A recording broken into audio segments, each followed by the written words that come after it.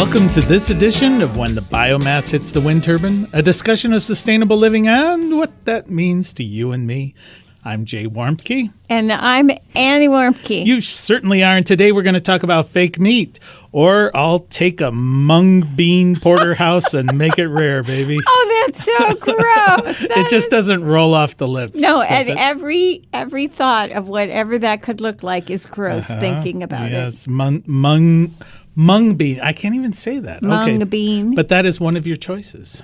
Extra bloody, please, right? Jay. Give me some extra beet juice. Well, actually, we're going to talk a little bit about how they're trying to make things like that look Okay, well, when we're bloody. talking about basically fake meat, and there's been a large movement recently anyway, at least I am more aware of it, of fast food restaurants and other type meat alternatives. So what the heck's in these? I just always assumed it was like soy. But apparently it's different than that. But before we talk about let's talk about why we're talking about it. So the reality is that billions of animals, something like 10 billion animals, billions and billions, will be killed for human consumption in 2020. And so what has begun to happen is people are growing more concerned about how animals are treated as they're raised for butchering and human consumption. And in fact, a major portion of the American public said that the meat that they buy, it matters to them, even though that isn't anything that's rated on a meat package. It matters to them how that animal was treated. So one of the consequences of that, and with education, is that people are actively making more choices about eating more plant-based foods and eating less meat. And that's not to say that people are turning into vegans, which are people who don't eat any animal products. In fact, those statistics are pretty much staying the same over the last decade or so. But people are eating less meat, and that's a bothersome trend for the U.S. beef and pork and chicken industry. And they're making different choices. So they want healthier choices.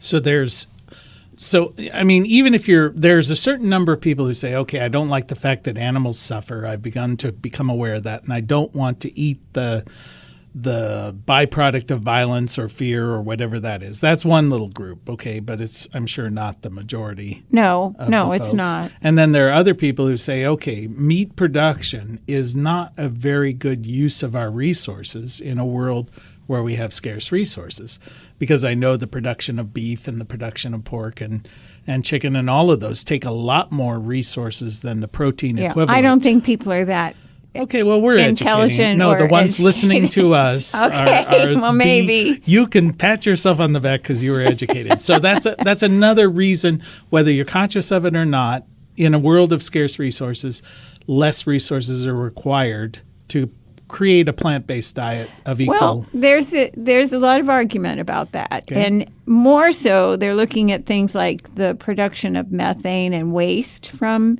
the raising of livestock and water. Things. I mean, it takes there's a huge amount of water. So right. So anyway, so let's talk about. So let's dash all these perspectives to the rocks. Okay, but that's not why we're here today. So I could do that all I want, but it's not why we're here today. So there are people who now they call them flexitarians. And flexitarians, that's playing on the word vegetarian, or pescatarian, which is somebody who doesn't eat meat but they eat fish.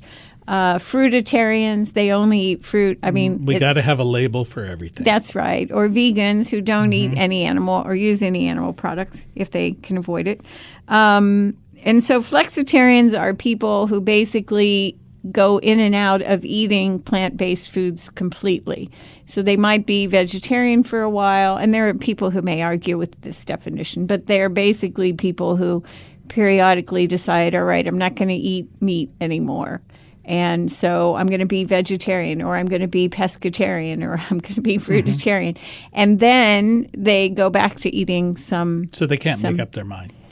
Well, I think there's a lot of challenges, and we're going to talk about that, but in terms of what's available. But I think there are huge challenges to not eating animal products. Sure. Huge. And the selections, especially in rural areas, suck, just to put it bluntly. So let's talk a little bit about that. What are these foods made of? And that's one of the things that's really interesting. So first of all, if we're going to eat plant-based foods. And by plant-based, we're talking about meat alternatives. No, let me just say plant-based food. I want to talk about meat. I want to talk about fake meat. All right, with blood. Okay, we're going to do that. Just let me catch up with you. Sure, all right. So anyway, or you catch up with me.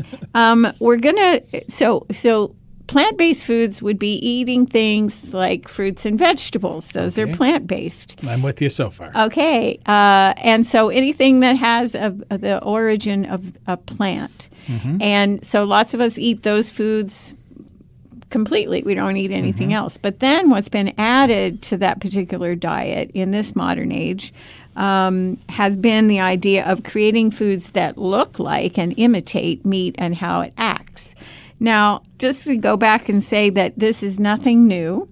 Plant-based meat diets are nothing new. In fact, the very first athletes were on very strict plant-based diets. And what do you think they were called? Spartans. Hey, that's closer than the last answer you gave me. No, they were gladiators. Well, see, okay, I'm there. Close. One was Greek, one was Roman. Anyway, and so... But see, they didn't have to live very long, so it didn't matter. That's true, but they had to be bloody strong. Okay. And so the Roman scripts report that all the fighters adhered to a gladiatorian stiginum, and that means that it was a kind of a diet, a kind of a... Flexitarians. Yeah, like a flexitarian. So when they were in training, they only ate legumes, pulses, grains, and really no animal protein at all. Occasionally, maybe they did, but they were also in an environment where everything was prepared for them. And this way, they were really strong. They were very lean. They didn't have body fat. And they had a lot of energy from the legumes and the pulses and the grains. And so this is nothing new. Right. And a lot of people, they have this illusion that the only source of protein is through meat. You know, it's like, I can't be a vegetarian. Well, that's a great media because strategy. It's meat. But then you look at a cow. I mean, obviously, they don't eat a lot of meat. They don't eat any. Well, right. Hopefully, although they do grind up some stuff. But here's the thing. There's protein in almost any plants. Sure. So, and we've been told that we need to have a certain amount of protein in order to be healthy. And what it turns out to be is that that's really a hoax. We do need some, but not nearly as much as the government and the beef and the chicken and the pork industry want us to think we have to have. Sure. So they create this pyramid that falsely tells us what we should be eating. So this is all about healthy foods. Before you interrupt me, this is about healthy foods, and this isn't what we're really building up to. So right. To say plant-based foods have been around forever, and there have been lots of people who acknowledge that that's a healthier way. And I think we've had some of these basically fake meat, soy-based meat-like products. But the problem in the past is, but they've been pretty bad. They have not emulated meat very well. I remember eating chocolates when Catelyn was a baby, and they came in a can with gravy, and they tasted. I remember those too. They're pretty bad. No, I thought they were good. Of course, they're pure gluten. Okay. It's a wonder it didn't kill me. But somebody who is a true carnivore in the sense of the word, that the meat bakes. The previous fake meat products would not convince them that they're eating meat. I don't know. I think that baked steak and chocolates, if you had it in gravy. Of course, some of the real meat that we're eating is almost not much meat. So. That's true. There's a lot of substitutions, but also it's really just bad for you. Okay. So, but let me give you some statistics. First of all, 71% of Americans believe plant-based meats are becoming more mainstream.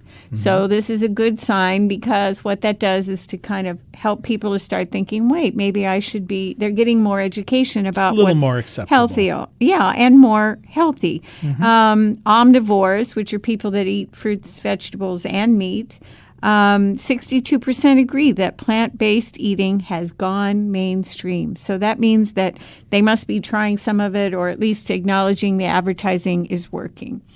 And 31% of Americans expect to try a flexitarian diet in the future. Now, they might be lying, but they probably aren't, because as people age, or as people become more athletic or want to lose weight, they believe that plant-based foods are going to help them be thinner, leaner, healthier. So I think a third of the people are basically saying my current diet probably isn't going to cut it in the long term. I'm going to have to make some changes. If they're thinking that far ahead. But then here's the thing that the meat industry and the fake meat industry is looking at. 22% of Americans see themselves eating more plant-based protein alternatives, and 62% say they expect to see plant-based protein alternatives in restaurants. And that's where it's really going to make a difference, because the fast food industry is fast embracing alternatives, and I'll talk a little bit about who those industries are and where these foods can be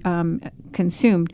But I first want to go into what is in the plant-based meats. We're just talking about meat. We're not talking about other plant-based foods. So plant-based foods contain a lot of interesting ingredients. These are the fake meat. That's right. Sorry. Yes, that's right. So there's protein in the plant-based meats, like protein powder type. It's a lot of protein. Like if you thought of when you see that pink slurry, that they used to say. So far, it's appetizing. Yeah, well, that's the point, Jay. And so it's so packed with things that are not natural, that are like ingredients, byproducts of other things that they've, like if they had soy and they produce soy, but then they would process soy, but then they'd take byproducts from that soy and they turn that into some of these plant-based meats. So the real challenge then is, what are we really eating? And I know I have a list of the ingredients, but I just trust me to say that that they're not pronounceable for the most part. Sometimes they have the word like soy, or they may have the dextrose, but they're all things that really are not so good for us. But their general basis, I know you talked, there's soy, of course, but then you were mentioning, like I mentioned, mung beans. Aren't there maybe some potato-based stuff? I mean, how does this Well, the meat stuff, not necessarily. I mean, when you eat veggie patties, those don't, for the most part, those don't have this. A lot of bean. Yeah, they have beans, legumes, pulses, as they say. So the meatless stuff has a lot of additives: tapioca starch, cellulose, xanthan gum. That's a derivative from cellulose, corn. like sawdust. Maybe. Who knows? Just plant-based fibers. It's for stabilizing their shelf life and to create meaty texture. So it is sawdust.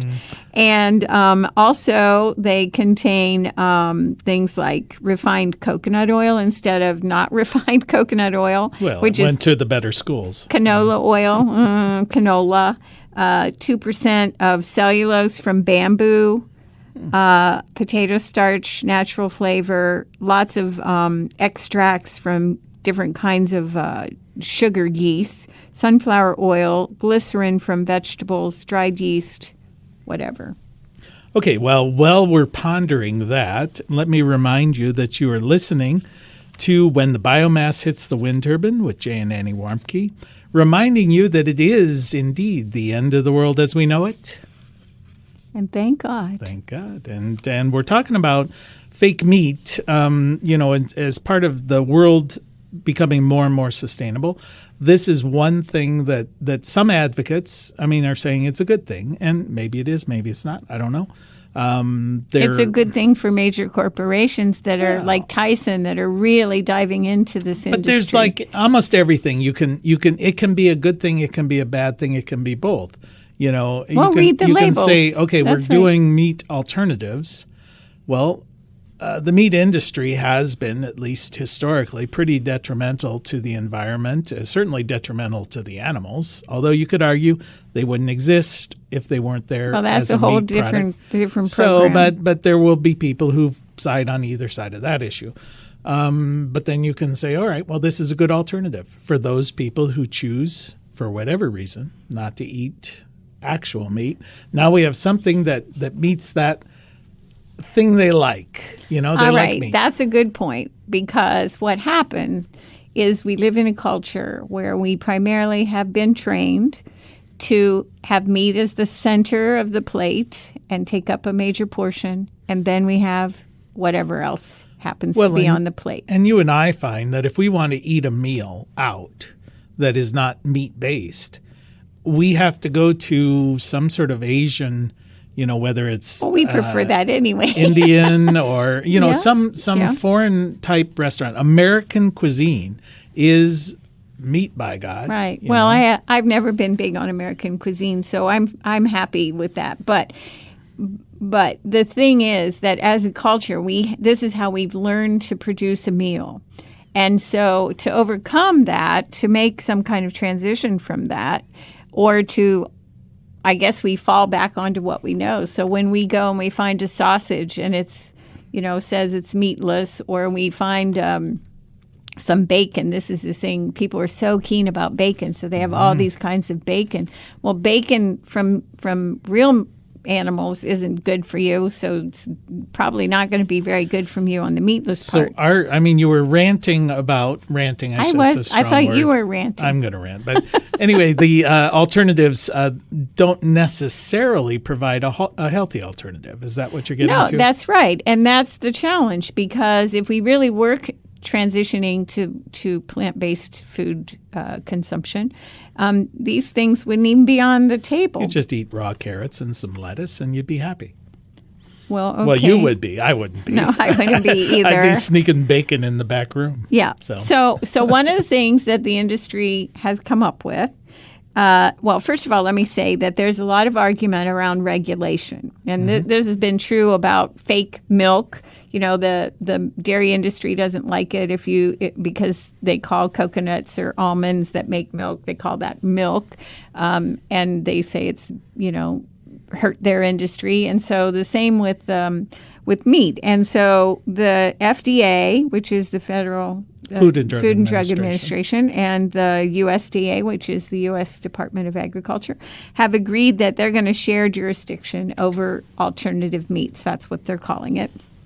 And they came up with a definition that if a food product has less than 3% raw meat or less than 2% cooked meat, it falls under the preview of the FDA. So anything that calls itself meat and has less than that in it is going to come under some kind of a federal guidelines. And so maybe that's good. Maybe it's not, of course, based on the kinds of livestock meat that we get, and they're over that. I don't know. But anyway, just to move on, the real issue now is how do we have control over the manufacturers and the biotech and chemical companies that are getting into producing these meats? And I'll talk about more of that in a minute.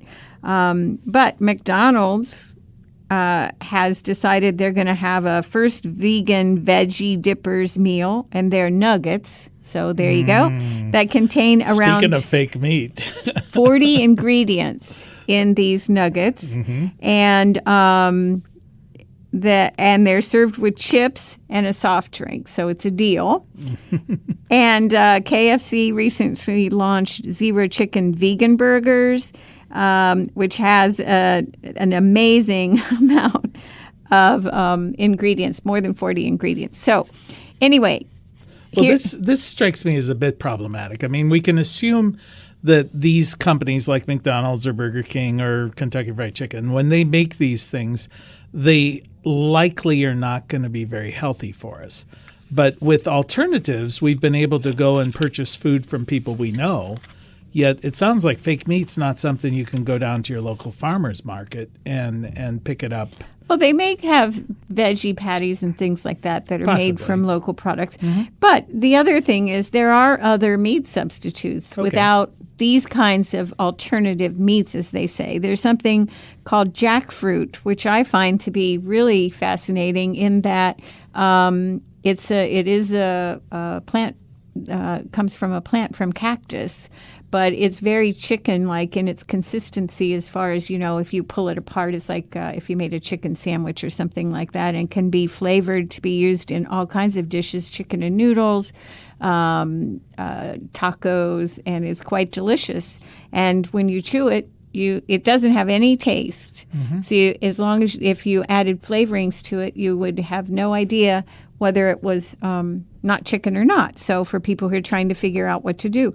But also there are lots of things, fried avocados, eggplant parmesan, all of these things can be made to taste. Certain mushrooms have a absolutely. meat-like Portobellos, yes, absolutely. And tofu.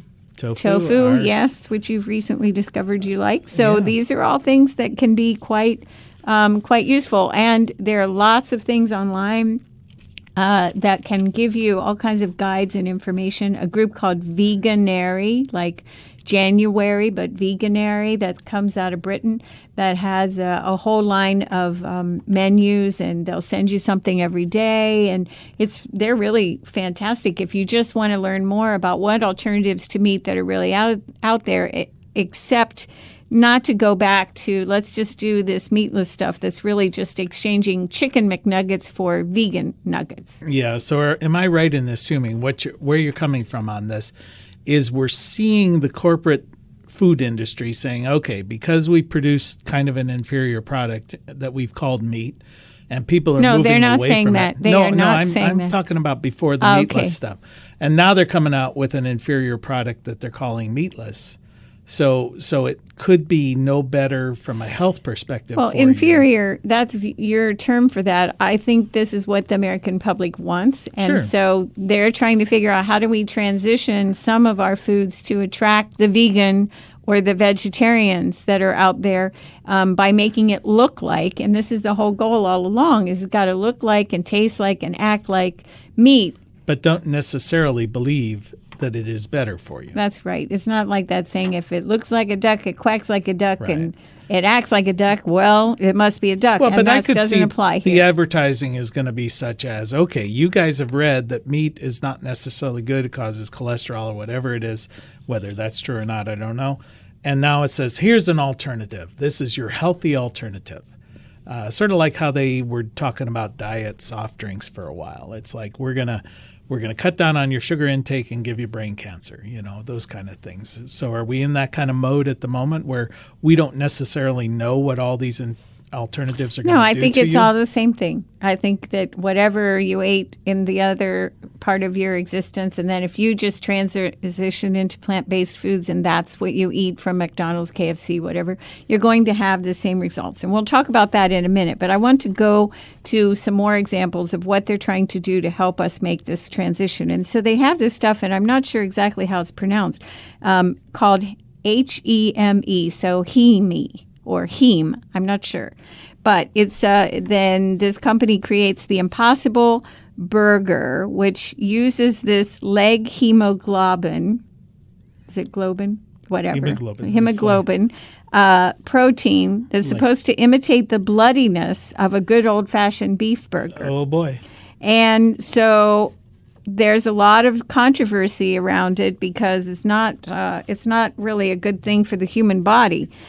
And they're putting it into a lot of different meats and pretend meats, alternative meats. And there are lots of companies out there trying these different things to see what really works with the American public. There are some groups, there are several grocery store chains that handle a product called Before the Butcher. And this is a soy-based burger that cooks up great on a grill, it says.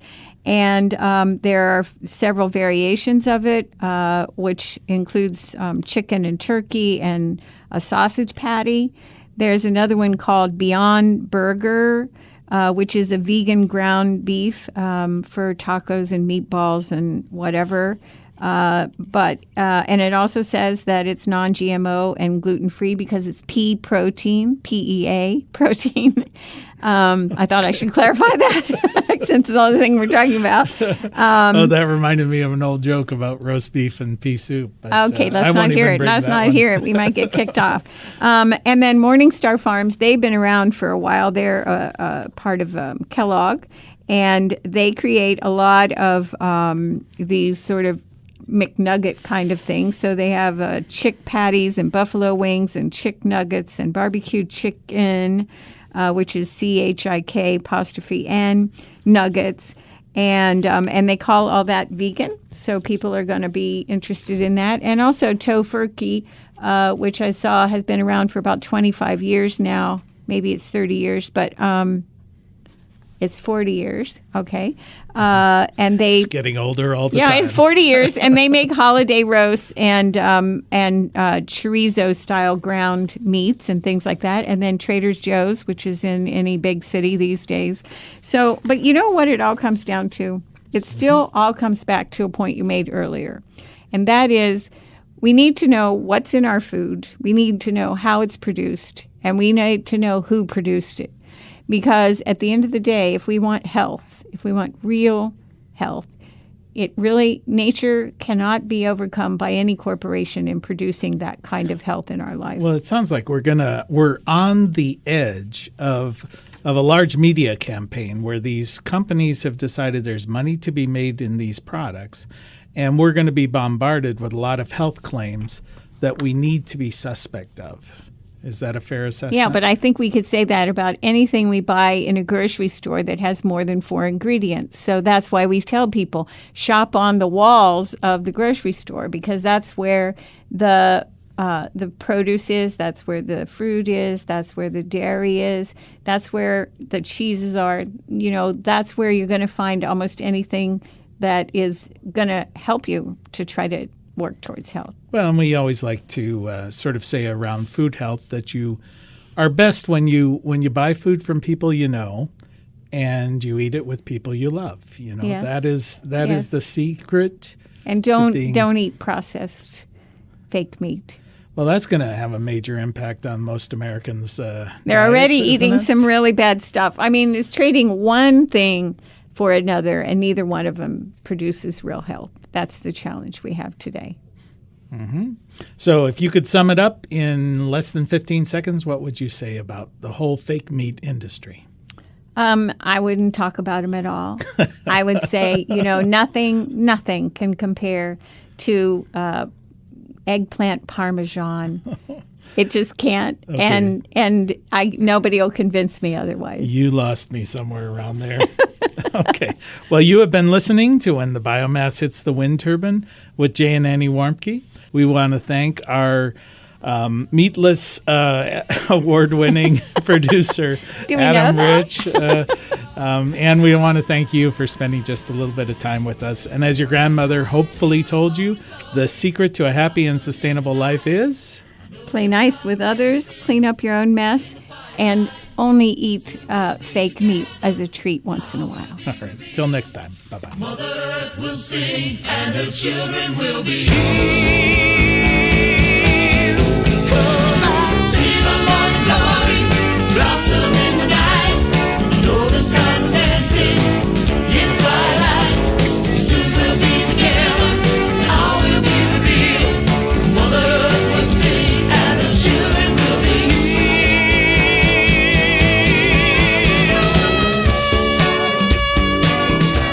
You can find more information on living sustainably in our unsustainable world at bluerockstation.com. Yeah!